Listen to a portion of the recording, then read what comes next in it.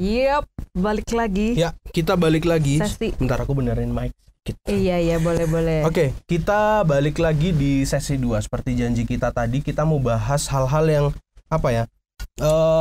membuat peluang resolusi kita tuh berhasil gitu lah. Atau gagal. Atau malah gagal. Iya, apa kita aja mau bahas faktor-faktornya. Faktor X-nya. Faktor X-nya resolusi. Kok resolusi sih? Faktor X yang bisa buat resolusi kita itu gagal gitu. Oh, gagal dulu nih ya. Kenapa bisa gagal? Tapi sebelum kita masuk ke sana, seperti biasa, buat kalian yang sudah join, thank you banget. Buat yang sudah join lewat aplikasi ataupun lewat website, dan jangan lupa untuk kita interaksi bareng langsung di lewat chatbox lewat chatbox yang ada di aplikasi ataupun yang ada di website. Nah, kita bahas something nih. Kalian boleh tanya, kalian boleh apapun lah di chatbox itu, terserah. Dan yang buat kalian ingin lihat versi visualnya, besok akan ku upload di channel Disciples Media. Jam 6 sore. 6 sore ya. Gitu. Nantilah linknya bisa disebar. Ya, linknya bisa kalian lihat besok jam 6 sore di Disciples Media. Nah, kita balik lagi ke materi ini. Kalau di sebelumnya kita bahas banyak soal resolusi ya tadi ya. Pentingnya, yang berkesan terus buat kita. Berbagai macam. Ya bener. Terus resolusi. pengalaman yang pernah kita bangun dengan membuat resolusi itu, entah itu gagal entah berhasil. Nah, sekarang kita mau ngomong lebih dalam lagi soal resolusi nih. Kalau kalian udah punya resolusi, terus apa yang harus dilakukan? Ya harus dilakuin dong. Nah, tapi resolusi itu ada peluang gagalnya kan pasti. Iya, besar. Sebuah target itu ada peluang gagalnya. Nah, menurutmu berdasarkan pengalamanmu, yang bikin gagal tuh apa? Yang bikin gagal apa? Ini kita ngomong berdasarkan pengalaman aja. Pertama itu adalah apa sih tadi yang kita bahas? Kurang komitmen. Ya, kurang komitmen. Jadi mungkin gitu awal-awalnya karena memang karena tahun baru terbawa suasana pengennya bikin resolusi gitu. Tapi mungkin rencananya tuh tidak matang gitu ya. Jadi kayak kurang detail. Mungkin nggak yang kayak per bulannya harus ngapain gitu. Misalnya yang nggak di breakdown lagi gitu. Misalnya nabung gitu. Misalnya cuma dipikir resolusi mau dapat motor baru misalnya yang tadi ya salah satu contohnya. Tapi mungkin nggak di breakdown lebih detail berapa? Nabungnya gimana, dapat duitnya dari mana kayak terus gitu. Selama berapa lama? Terus per bulan harus nyisain berapa kayak gitu kan. Nah, mungkin akhirnya itu gagal. yang kurang detailnya itu yang bikin kita mungkin karena itu jadinya terasa jauh gitu lah ya, resolusinya terasa mimpinya jauh. Jadi mungkin itu salah satu faktornya kurang perencanaan yang tidak matang dan imbasnya jadi kurang komitmen ya. Betul. Untuk komit tuh jadi ya udahlah gitu. Karena biasanya nih ya. Kalau perencanaan kurang matang, akhirnya waktu kita menjalanin itu kan nggak sesuai ekspektasi kan. Nah, pas nggak sesuai ekspektasi itulah kita mulai kok malas ya. Iya benar itu. Gitu. Bener mulai males dan itu terjadi sama banyak orang sebenarnya, termasuk aku juga pernah mengalami hal itu. Kan kamu pasti juga pernah kan ngalamin hal kayak gitu. Pernah lah, banyak banget kayaknya ya kalau dipresentasikan resolusi yang gagal dan yang tercapai itu lebih banyak yang gagalnya. Lebih banyak yang gagalnya. Karena kan ya itu tadi banyak yang cuma pokoknya ya udah nyebut aja gitu kan, pengen resolusinya ini gitu, tapi rencananya embuh gitu. Paham. Jadi kayak di tengah-tengah, kok angel sih, ya wes lah gitu. Kok susah. Kalau mungkin kalau rencana kita at least di kepala punya ada plan B, plan C gitu loh. Misalnya kalau nggak kecapai segini, kita bisa alternatifnya apa gitu. Jadi kayak lebih siap untuk menghadapi hal-hal yang hambatan atau rintangan itu. Kalau rencananya matang. Benar. Gitu. Kalau ngomongin soal rencana atau planning itu memang butuh perencanaan yang matang banget. Kalau nggak gitu ya itu tadi. Apalagi kalau itu adalah rencana yang sangat besar dalam hidup kalian. Makanya kan judulnya itu resolusi kan tuh sebenarnya hal yang gede, bukan yang... hal yang ecek-ecek gitu loh. Mau itu ngerubah habit something ataupun sebuah target. Aku mau beli A, mau beli B, mau beli C, itu terserah lah. Tapi itu butuh perencanaan yang matang banget. Itu penyebab gagalnya itu salah satunya ya. Terus rencana kurang matang. Apalagi ini ikut-ikutan. Kalau misalnya resolusinya ikut-ikutan kan. Jadi kalau misalnya sekedar ikut-ikutan mungkin itu tidak datang dari kita sendiri idenya dan jadinya sebenarnya mungkin kita nggak butuh banget gitu sama resolusi itu. Mungkin kita sebenarnya nggak niat-niat banget, tapi karena ikut-ikutan karena kayak semua orang nih resolusinya ini ya, cobalah ikutan kayak gitu. Nah mungkin karena kurangnya apa ya, itu tadi karena sebenarnya nggak relate sama kita, jadi itu lebih mudah di tengah jalan ambiar gitu resolusi. Oh ya udahlah gitu, karena emang mungkin kalau ikut-ikutan aja ya kita merasa di tengah jalan kayaknya nggak cocok sama aku ya, ini ngapain dulu aku bikin resolusi ini gitu kan, ada kemungkinan ya gitu. karena kenapa nggak jalan ya, karena kau ikut-ikutan tadi iya, tuh. karena nggak original, maksudnya dari sesuai dengan apa yang kita mau gitu kan. Kalaupun sesuai dengan kita mau pun chance untuk gagal juga ada, apalagi yang ikut-ikutan. Nah, apalagi yang ikut-ikutan. Ya walaupun ikut-ikutan juga ada yang berhasil loh sebenarnya. Ada juga. Cuman chance gagalnya itu lebih gede kalau ikut-ikutan. Bener-bener. Karena biasanya gini ya, kalau ikut-ikutan resolusi orang itu kayak gini, misalkan aku ikut resolusimu, aku ikut resolusimu, aku ikut-ikut. Ketika kamu merasa ini bukan aku banget, akhirnya kamu mundur dari resolusi itu, otomatis yang teman yang ngikut ini atau aku ini pasti dia nggak bisa. Jadi gitu. Kita lihat teman kita yang sebagai panutan, teman yang sebagai panutan lihat, aduh kok lihat temanku yang jadi panutan kok dia susah ya, nggak deh aku mundur. Nah itu kalau ikut-ikutan pasti gitu. Iya benar. Gitu. Itu sih kayaknya menurut pengalaman itu ya, karena aku juga pernah resolusi yang ikut-ikutan. Kayaknya apa ya? Dandan dulu pernah lah, mau kayak yang kayak tahun ini aku harus bisa nih namanya gambar alis ya, emang laksana sih, cuma kayak waktu itu kayak belum waktunya gitu, emang belum butuh, kuliah kan nggak butuh ngapain, padahal tuh resolusi waktu itu kayak harus bisa nih namanya pasang eyeliner sama alis harus sudutnya harus bener gitu kan. Ini ya agak-agak nyerempet lah urusan wanita ya itu, tapi baru kerasanya pas kerja. Karena dulu maksudnya kerja kantoran maksudnya kantor pertama itu semua dandan kan, jadi kayak yang kok aku lusuk sendiri ya, jadi kayak jadi resolusi itu berdasarkan kebutuhan sendiri gitu, jadi akhirnya kelaksana, maksudnya bisa lah tipis-tipis gitu. Tapi kalau sebelum-sebelumnya karena emang ikutan kayak oh ya teman-temanku kayaknya nih resolusinya pengen lebih ini kan, self care gitu, terus dalam segi kecantikan maksudnya, padahal aku sendiri belum butuh gitu. Ya itu apalagi yang bisa bikin gagal resolusi? Tadi itu pertama apa tadi? Tidak sesuai rencana, rencana yang nggak matang. Yang kedua itu ikut-ikutan, dan yang ketiga itu kurang komitmen. Karena gini, kalau ngomongin kurang komitmen itu sebenarnya akarnya sih. Karena kalau ngomongin komitmen sebenarnya rintangan apapun kalau komitmenmu kuat pasti. Iya. Jadi kayak tantangan bukan dilihat sebagai penghalang ya, tapi kayak justru mungkin tantangan dalam merealisasikan resolusi ini siapa tuh bisa bikin kita next level gitu loh. Kita bisa dapat lebih dari yang ekspektasi kita. Sebenarnya kalau kalian punya komitmen yang gede gitu, punya tekad baja istilahnya. Benar. Tapi ya balik lagi ke komitmen tuh balik ke diri kita sendiri sebenarnya. Itu nggak ada faktor faktor eksternalnya mungkin kecil banget, mungkin disemangatin sama orang lain atau segala macam. Ada, tapi itu kembali lagi ke diri kamu sendiri, gitu kan kalau ngomongin soal apa tadi komitmen gitu. Terus mungkin ini ada hubungannya juga yang tadi kalau resolusi tahun baru tuh kelemahannya kalau misalnya kita di Januari ini misalnya kan, misalnya yang resolusi apa tuh tadi mau menabung tadi, terus di Januari kita gagal, terus kayak untuk ke Februarinya tuh kayak merasa kehilangan momen gitu loh, kehilangan harusnya momen dimulai Januari New Year New Me-nya itu tadi, jadi kayak malah jadinya ya udahlah udah Februari kayak merasa udah telat, padahal enggak juga, masih bisa kan bisa dimulai sebenarnya. Kapanpun kayak yang aku bilang tadi, gitu. Bener itu bener banget. Jadi kayak apa ya, memang sih kita bisa terjebak di situnya gitu, di yang momen lembaran barunya. Kalau udah Maret terus nggak tercapai kayaknya ya wes lah, ya udah tahun depan aja lagi ya mulai yang baru gitu. Jadi mungkin lebih banyak akhirnya mundur terus gitu, mundur lama-lama nggak jadi balik lagi ke situ. Bahkan ada kan sering tuh maksudnya denger cerita yang resolusi tahun ini sama-sama aja karena resolusi tahun lalu belum tercapai, bener. Ya udahlah buat tahun baru gitu kan. Benar. Karena emang butuh, memang sih kita untuk melakukan suatu perubahan besar, melakukan suatu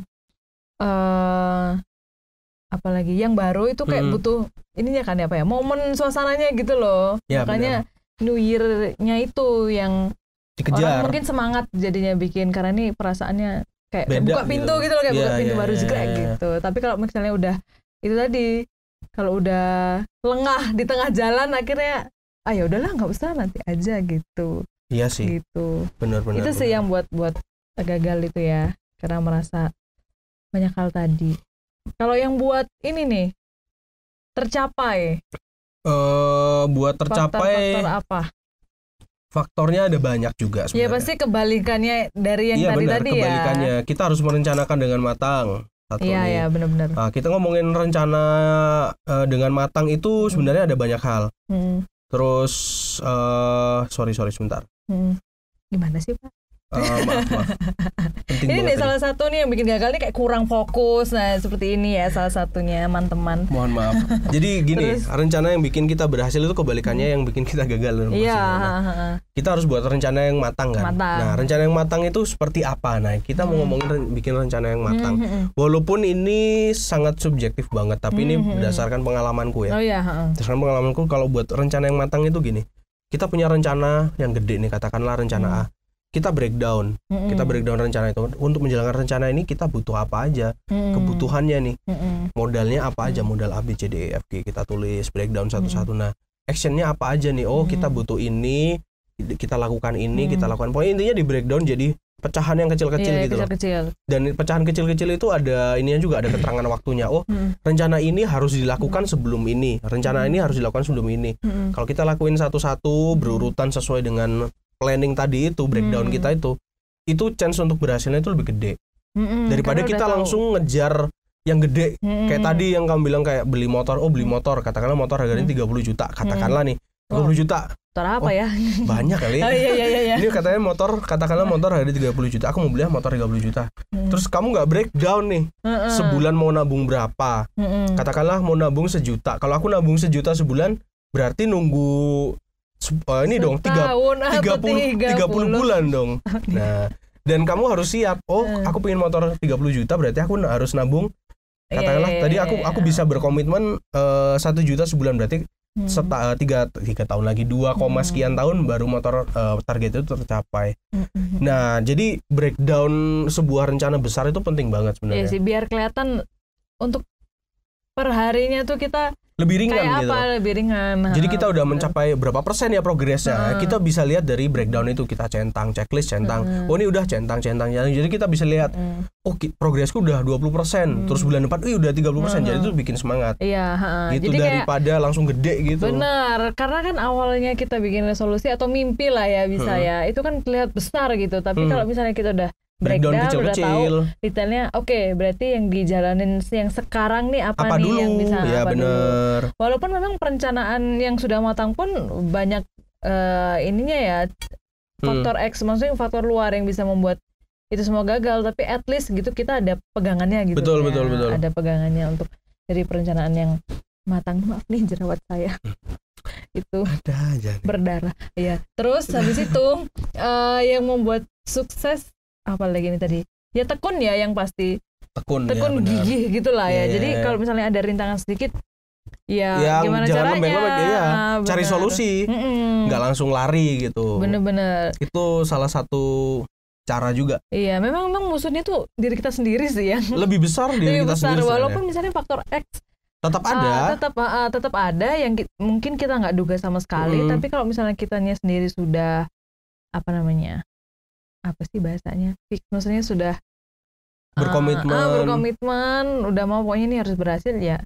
Ya pasti lewat juga rintangan kayak apapun pasti bisa dilewati gitu. Itu memang susah sih, maksudnya itu hal yang paling susah untuk bertekun itu sendiri dalam proses gitu. Ya, setuju. Tapi disitulah serunya gitu. Kadang-kadang ketika kita sudah mencapai resolusi atau target yang memang kita sudah rencanakan dan sesuai dengan rencana semua, katakanlah ini sesuai dengan rencana semua, kalian di situ punya kepuasan tersendiri gitu loh. Dan kalian sudah punya pegangan dalam hal pengalaman. Wah, pengalamanku tuh kalau bikin resolusi atau mencapai sesuatu kayak gini. Nah, itu bisa kalian capai. Gitu. Kalau aku sendiri pribadi hal yang berkaitan dengan resolusi yang sampai sekarang selalu berhasil itu adalah nabung sebenarnya. Kalau aku jujur itu dalam hal nabung, ngumpulin duit, investasi itu pasti bisa dibilang easy buat aku. Karena aku sudah berpengalaman dalam hal itu dan aku bisa set target gitu loh. Jadi aku berani untuk set target kalau dalam hal karena udah pengalaman. Nah, tapi untuk hal-hal baru yang belum pengalaman pasti aku juga rada-rada ini ya mikir pastinya. Pasti mikir. Dan salah satu untuk berhasilnya juga ini tips buat kalian adalah cari teman. Oh iya. Cerita sama teman kalian, aku punya resolusi ini. Cari sahabat kalian yang terdekat banget sama kalian, itu bisa, siapa tahu bisa membantu kalian. Oh iya, itu penting juga sih. Sharing Circle sama teman yang mendukung. Iya, itu penting. Teman maupun ya orang-orang sekitar ya. Iya. Jadi mungkin resolusi itu juga bisa disampaikan gitu. Ya bukan disampaikan gimana, tapi ada baiknya kalau orang-orang sekitar kita tuh tahu gitu apa yang sedang kita mau capai. Tapi nggak semua gitu. juga kasih tahu. Nggak pers conference juga. Cuma ngapain? Cuma orang-orang terdekat lah. Yang kamu tahu, kamu percaya dan tahu akan mendukung gitu loh.